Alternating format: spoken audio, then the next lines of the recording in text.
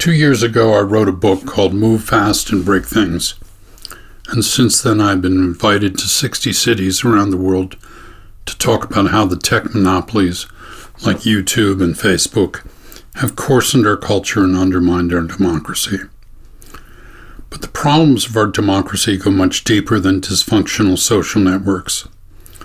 The students I talk to are saddened that our country can no longer take on big challenges. In my youth, we went to the moon. Today, we live in gridlock and partisan anger. In Federalist One, Alexander Hamilton wrote that it was up to the United States to decide whether societies are really capable or not of establishing good government from reflection and choice, by reason and truth, rather than by accident and violence, by prejudice and deceit. This question has been sorely tested in the last 2 years. I think the rise of populism, based on prejudice and deceit, is the greatest test of our democracy since the Civil War. I want to suggest that we have been living in what the philosophers call an interregnum. The Italian philosopher Gramsci wrote, "The old is dying and the new cannot be born. In this interregnum, many morbid symptoms appear." This is a picture of a brand new Boeing 737 MAX jet operated by Lion Air. As it took off from Jakarta Airport last October and began to climb, an angle of attack sensor erroneously concluded the nose was pointed too high and the aircraft was in danger of losing lift, prompting a stall warning in the cockpit and triggering artificial intelligence safety software that attempted to put the plane into a dive. The pilots, unaware of the new artificial intelligence software installation, manually reset the flaps to pull the plane out of the dive. But each time they did this, the AI would reset the flaps, and after 7 minutes of this battle, the AI won, plunging the plane into Jakarta Bay and killing 189 people on board. This seems like a good metaphor for the interregnum. The old idea that pilots would fly a plane is dying, and the new concept that the plane would be an autonomous vehicle operated by AI is not fully perfected. Morbid symptoms appear. So as I have said, that I believe that we entered an interregnum in 1989. The seminal event was, of course, the fall of the Berlin Wall and the collapse of the Soviet Empire. But as most analysts acknowledge, it was a victory for American soft power, not American military power. Not a shot was fired. Putin, a KGB agent in Berlin, raged about the David Bowie concert next to the wall that caused a huge crowd of East Berliners to gather to hear the music. When Václav Havel moved into the presidency of Czechoslovakia, his first guest was the American musician Frank Zappa, who had been the inspiration to the band The Plastic People that did so much to help the democratic revolution in Czechoslovakia. But 3 other events took place in 1989. In a lab in Switzerland, the scientist Tim Berners-Lee invented the World Wide Web and turned the internet from the plaything of physicists into a global communications tool. Another scientist, James Hansen, was testifying in congressional hearings that global warming was occurring and that it would alter our way of life. And finally, in the Supreme Court, Ronald Reagan won in his effort to eliminate the Fairness Doctrine, which required all broadcasters to air both sides of any important issue. Within months, a young talk radio host named Rush Limbaugh would start a right-wing radio show that would eventually be aired on 500 stations. The problem of the post-1989 world was that neither George W. Bush or Bill Clinton were willing to grasp the profound opportunities that the fall of the Soviet Empire and the rise of the World Wide Web was offering them. We continued to maintain a military as if the Soviet Union was still our mortal enemy. We continued to pretend that global warming was not happening. We ignored the profound changes that the digital revolution was going to impose on every sector of our life. We continued a higher education system that would put a whole generation of students in debt as they were starting their working life. And we refused to reform our immigration system because the glut of low-wage workers was profitable for too many businesses. In short, we didn't see, as this scenario matrix from GBN points out, that the future would be a decentralized network world, and that the big question was if America could maintain not its military hegemony, but its global economic and cultural influence. Now, the notion of an interregnum is not new, and this picture of Queen Victoria's funeral cortege in 1901 is equally symbolic of the concept. Arrayed behind her coffin were the kings and emperors of Europe, whose colonial empires ruled most of the world. Men like Tsar Nicholas of Russia, Emperor Franz Joseph of the Austrian-Hungarian Empire, Kaiser Wilhelm of the German Empire, were confident that their families would rule for centuries. But they were wrong, because a new world was being born, a technological revolution which would play a part in their downfall. The week of Victoria's funeral, Marconi was erecting the first radio antenna on the southern English coast that would broadcast a signal across the Atlantic. Within a year, Einstein and Freud would publish seminal papers that would alter our notions of reality and the subconscious. And in America, Thomas Edison was inventing the motion picture camera and the Wright brothers the airplane, fundamentally reordering our notion of distance and our sense of self. And while we can recognize some of the disruptions of technology in our own experience, I believe that the sage was right. History doesn't repeat itself, but it rhymes. These pictures depict an era of extraordinary economic inequality, corporate monopoly, nativism, and technology disruption, interrupted by war and financial crisis. Woodrow Wilson entered the war convinced that we could make the world safe for democracy. Many others thought the same thing, but the reality was different. Many countries reacted to these events by revolution, and by the 1930s, democracy had retreated around the world, and autocrats were on the rise. Now, the collapse of the Soviet Empire and the rise of the World Wide Web led us to two cardinal errors of judgment.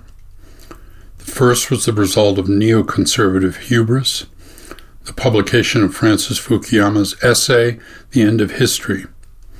Fukuyama proposed that we had reached the end of history because the discussion of whether capitalism or socialism would triumph was over. The victory of free market capitalist democracy was complete, and it was only a matter of time before the remaining autocracies vanished in the face of U.S. hegemony. That turned out to be tragically wrong. While everyone else was heralding an emergent globalist world that would take on the best values of America, some glimpsed the dire risk of the opposite, that the values of the kleptocrats would become America's own. This grim vision is now nearing fruition. Although the 2001 Patriot Act made banks record suspicious money laundering, no such provisions affected the purchase of real estate through shell corporations. Donald Trump was one of the greatest beneficiaries of this loophole. So I believe the problems we are facing look very much like the ones Teddy Roosevelt faced in 1902. As the historian Richard Hofstadter wrote, the reform movement was the effort to restore a type of economic individualism and political democracy that was widely believed to have existed earlier in America and to have been destroyed by the great corporation and the corrupt political machine. Just look at the intricate web between the Koch brothers' various PACs and Scott Pruitt, or the connections between Trump and his Russian benefactors to realize that the problems of corruption are still with us. The second great error was to believe the cyber libertarians and their assertion that the internet could only prosper without regulation. John Perry Barlow went so far as to write a declaration of independence of cyberspace, telling governments, "You have no sovereignty where we gather." Of course, the great internet monopolies like Google, Facebook, and Amazon grew rapidly, not just from a lack of regulation, but also from a series of privileges granted to them by the government. I can't sue YouTube to keep my music from being offered to their billions of users for free because the government gave them safe harbor immunity that says they are not responsible for anything on their service. Beyond that, the government financed both the initial construction of the internet but also much of the R&D for the last 30 years. And Amazon paid no sales tax for the first 10 years of its life, so it could undersell every bookstore in America. Google and Facebook paid no copyright fees for posting their company's content. And of course, I used to tell my students, Mark Zuckerberg is thrilled you're willing to give him 90 minutes of free labor per day to make his product. Peter Thiel summarized the winner-takes-all mentality of these companies. Competition is for losers. And of course, the losers were the musicians, writers, journalists, and photographers, whose revenues fell 70%. The losers were the 4,000 bookstores that went out of business. And today, the tech victory is complete because we spend more than 11 hours a day staring at a screen. In the 1970s, when Walter Cronkite would conclude his nightly newscast, he would say, "That's the way it is, July 18th, 1975. And to a large extent, the whole country would have agreed. We had a shared set of facts. Not anymore. You can watch Sean Hannity, listen to Rush Limbaugh, and catch Alex Jones on the web, and inhabit an alternative universe that has very little connection to the truth. As Senator Ben Sasse has written, a republic will not work if we don't have a shared set of facts. And the most important fact we don't share is that global warming is real. As the map on the top right shows, if the climate was 4 degrees centigrade warmer, much of the eastern seaboard of the U.S. would be underwater, like this picture of Miami's future, and large parts of Central and South America, India and China, would be too hot for human habitation. The reason we don't have a shared sense of facts is that the Koch brothers, Exxon, and the American Petroleum Institute have poured hundreds of millions of dollars into creating an alternative reality around global warming, so that even our president says it's a hoax. But the digital world has also affected our markets in profound ways. Bloomberg reported that Ray Dalio's Bridgewater Associates and Jim Simon's Renaissance Technologies, both firms that lean heavily on artificial intelligence, made $13 billion last year, churning more than half the money produced by all hedge funds. Just like in tech, winner takes all. And of course, the Fed doesn't really understand that the digital economy is totally deflationary. It's not just Moore's law that says your computer will be cheaper and faster next year, but if you bring Airbnb on with 5,000 new rooms a month, why should Marriott build more hotels? But artificial intelligence and robotics will invade every business sector. As the New York Times reported from Davos in January, large corporations see AI as the golden ticket to savings, perhaps letting them whittle departments with thousands of workers down to just a few dozen. But it's not just robots replacing factory workers. One of my roommates at Princeton made a very good living for 40 years as a radiologist. But as you can see by the picture on the top left, The radiologist of the future will simply carry results from the AI to the patient. This will inevitably exacerbate the already problematic economic inequality. As you can see by this chart, middle-class wealth as a proportion of American wealth topped out in 1989, and by 2013, the top 0.1% had more wealth than the bottom 90%. Last week it was reported that the 40 richest Americans now own more than the bottom 150 million Americans. The aforementioned Ray Dalio believes this could lead to real social unrest. What it is already leading to is a new class system.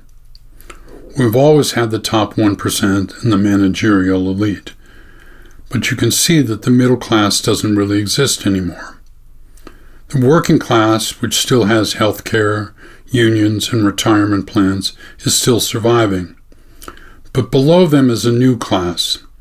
The New York Times calls them the hustle generation, but economists are using the word precariat to indicate their precarious situation as freelancers, without unions, health care, or pensions.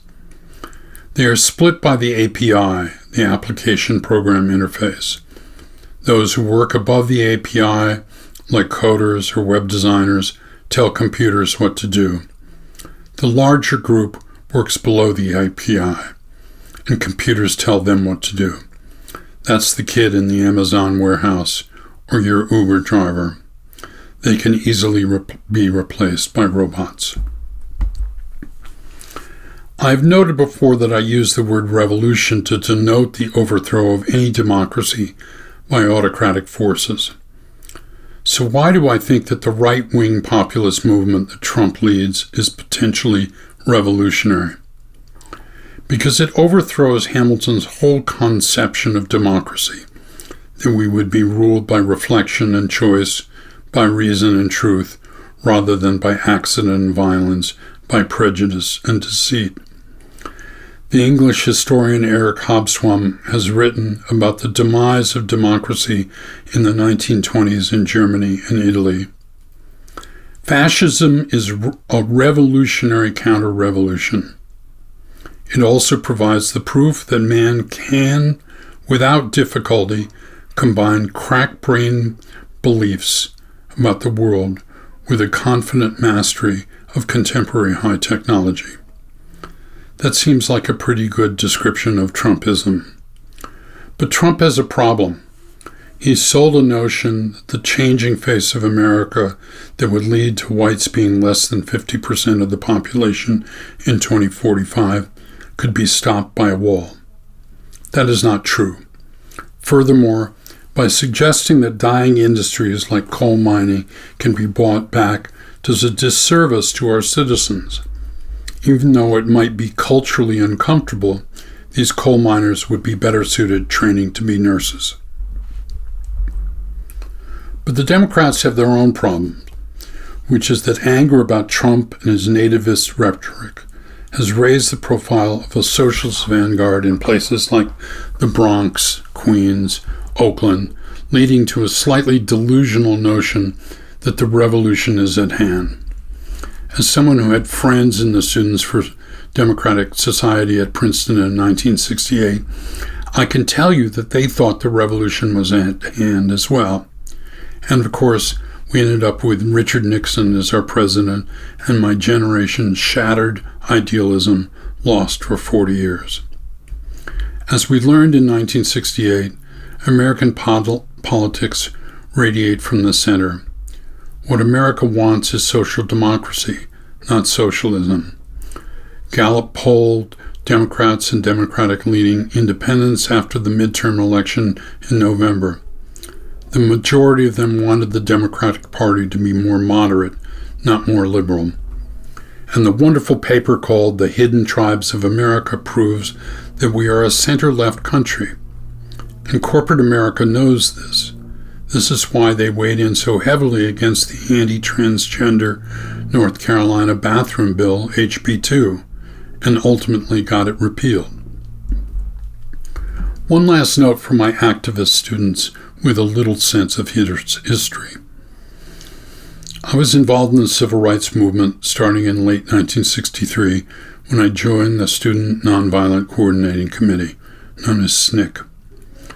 White moderates played a big role in the early civil rights movement, as Martin Luther King wrote in his letter from the Birmingham jail, quote, "White moderates have marched with us down nameless streets of the South. They have languished in filthy, roach-infested jails, suffered the abuse and brutality of policemen who view them as dirty nigger lovers," unquote. Some went to jail, like the Reverend William Sloane Coffin, who was such an influence on me, but others like Andy Goodman and Mickey Schwerner gave their lives along with James Chaney in that horrible Mississippi summer of 1964. It was mostly young people putting their body on the line. So I hope that 2020 will be an election where, as JFK noted in 1960, a torch has been passed to a new generation of leaders. I think that was what was so exciting about Beto O'Rourke's campaign or the March for Our Lives movement. What I believe is that we have to choose a few issues that resonate across generations, but mostly ones that will resonate with the younger generation. I believe those issues are climate change, immigration, affordable education, political corruption, and regulating monopolies. And I believe we can make a huge down payment on these issues without raising a lot of new taxes by looking at how much we are wasting on our military. All 5 of these issues have bipartisan support. 73% believe climate change is a problem. 61% of Americans believe that immigration helps our country more than it hurts. 57% believe that social media hurts democracy. 78% believe that politicians serve the special interests and not the people. And 66% believe that the student debt situation is a crisis. So let's start with the subject I've written a book about, regulating the internet monopolies. I do not use the term monopoly lightly. On the top left, you can see Google's 90% global market share in search advertising. On the top right, Facebook owns 4 of the top 5 global social networks.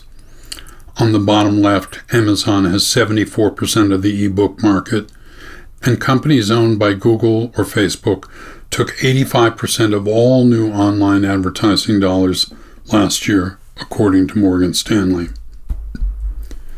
The concentrated power and reach of these monopolies has also affected politics. This little meme was either conceived by Steve Bannon, Cambridge Analytica, or maybe even the Russians. It says that Hillary Clinton thought that all young black men were super predators, and its purpose was voter suppression. It worked, as you can see very well. Black votes for the Democratic nominee fell by 5% from 2012 to 2016. And of course, the Russians understood better than anyone that information warfare was cheap. As Ad Age pointed out, they only had to spend $1.25 million per month on social media ads to sow total chaos in an American election. But to look into the future of AI, propaganda, and social networks, we have to go to China and observe Alibaba's Sesame social credit app that's at the top of this slide.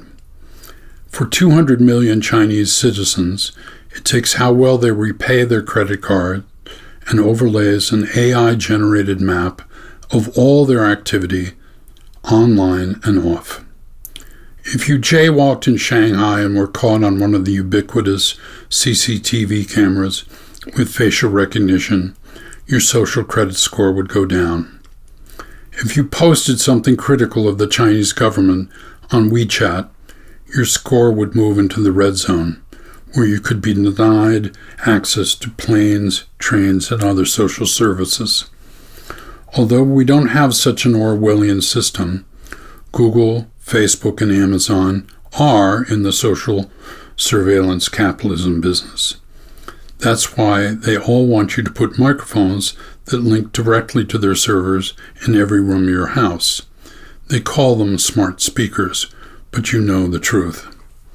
But the combination of AI and social networks could get much worse in the coming era. We're entering an era in which our enemies can make it look like anyone is saying anything at any point in time, even if they would never say those things. So, for instance, they could have me say things like, Killmonger was right, or Ben Carson is in the sunken place, or, how about this, simply, President Trump is a total and complete dipshit. Now, you see, I would never say these things, at least not in a public address, but someone else would. Someone like Jordan Peele. This is a dangerous time. Moving forward, we need to be more vigilant with what we trust from the internet. That's a time when we need to rely on trusted news sources. It may sound basic, but how we move forward in the age of information is going to be the difference between whether we survive or whether we become some kind of fucked up dystopia. Thank you, and stay woke, bitches. So Jordan used off-the-shelf software to synthesize Obama's voice and move his lips. But imagine a deep fake of Donald Trump announcing a nuclear attack on North Korea and the panic that would ensue. But here's the deal. Both Google and Facebook have AI systems that could detect these deep fakes as they were being uploaded and stop them from ever being viewed. That's one of the first regulations we need to enact. So let's go back to our reform agenda. America was built on ingenuity, and I really believe we can innovate our way out of this crisis. Just take this plan developed by a consortium of 27 engineers and scientists from a dozen U.S. universities that seeks to take the crisis on the U.S.-Mexican border zone and turn it into an opportunity where we could put wind farms, solar farms, and desalination plants that would take the water from the Gulf of Mexico and the Pacific Ocean and ship it through pipelines to thirsty towns, businesses, and new farms along the entire border zone, hiring hundreds of thousands of people from both countries to build and run it all. Companies would make money and provide security to safeguard their assets. A contentious, costly no man's land would be transformed into a corridor of opportunity. Of course, we need to grapple with how we're going to pay for infrastructure plans like this without having to raise taxes to punitive level. So where is most of our tax money going right now? This is the American empire. We have active engagements in 80 countries. Without any irony, I ask the question that candidate Donald Trump asked. Why are we the world's unpaid policemen? Of course, when Trump got elected, he raised the defense budget by $60 billion. So he really didn't know the answer to his own question. As the Wall Street Journal has reported, the wars in Afghanistan, Iraq, Syria, and Pakistan have cost the American taxpayer $5.6 trillion since they began in 2001. So the Chinese have spent $5.6 trillion since 2001, and probably more. But they didn't spend it on war fighting. They spent it on infrastructure, the best airports, the fastest trains, the world's most powerful supercomputer, and even fun stuff like robot waitresses. What I'm asking you to consider is the notion of economic conversion from a war economy to a peace and commerce economy. The economist Seymour Melman first suggested this in 1949, right after World War II, but he never got his peace dividend. Imagine diverting $300 billion a year for 4 years from the $800 billion a year Pentagon budget and putting towards three big problems that could help America grow again. $1.2 trillion could make a huge difference. The first project would be a nationwide commitment to alternative energy. As the planet warms, both wind and solar are becoming cheaper than coal or natural gas. And this conversion could create 10 million new jobs over the next 10 years. I asked the proponents of the Green New Deal to keep it simple. Don't try to solve every problem. This is doable, and imagine the effect of $25 per barrel oil on the dictators in Russia and Saudi Arabia. Now, one of the ways we could get to this commitment quicker would be a carbon tax. Notorious radicals like James Baker, George Shultz, and Alan Greenspan have embraced this idea, as have companies like Exxon and BP. As part of this plan would be a yearly dividend to every household to offset the rising cost of fuel. And then we need to tackle the $1.5 trillion of student debt. You know that starting your working life under a mountain of student debt almost completely curtails your entrepreneurial ambitions at the very time you're free to be ambitious with your career. A combination of $200 billion applied to debt relief and $100 billion towards new Pell Grants would make a huge difference. And finally, I want to talk about immigration, which has been such a contentious issue over the last 2 years. What we also need to acknowledge at the outset is that we are going to need immigrants if we're to keep our economy growing. As the chart on the right shows, that both labor productivity and the share of young people in the workforce, whose payroll taxes support boomer retirees, are declining. So I want to start by talking about refugees and not economic migrants. We need to acknowledge that our government's policies have been partially responsible for the great rise in the number of refugees, as the chart on the bottom left shows. In Europe, the rise of migration after the U.S. wars in Iraq and Syria is the biggest problem.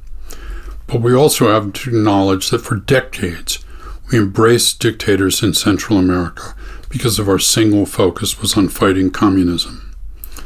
And our cocaine appetite made Honduras, El Salvador, and Guatemala the transshipment narco states for the Colombia and Mexican cartels with the highest homicide rates in the world.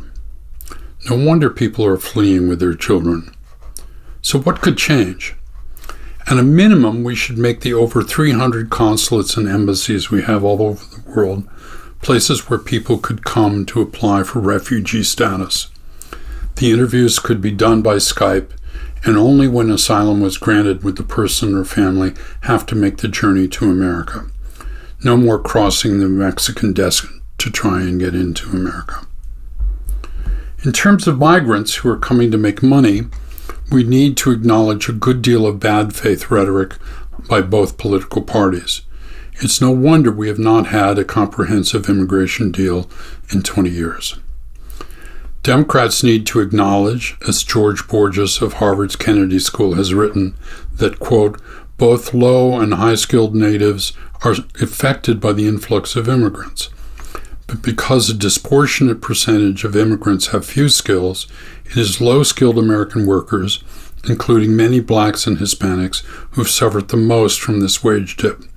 The monetary loss is sizable, at least $1,500 a year, end quote.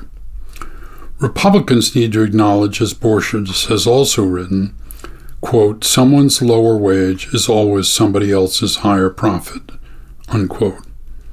We need to look no further than Donald Trump's golf resorts or Tyson's chicken processing plants to realize that the reason many employers refuse to use the government's E-Verify system is they want to take advantage of undocumented workers who will work for lower wages. Imagine if we gave a Social Security card with a picture ID to every single citizen.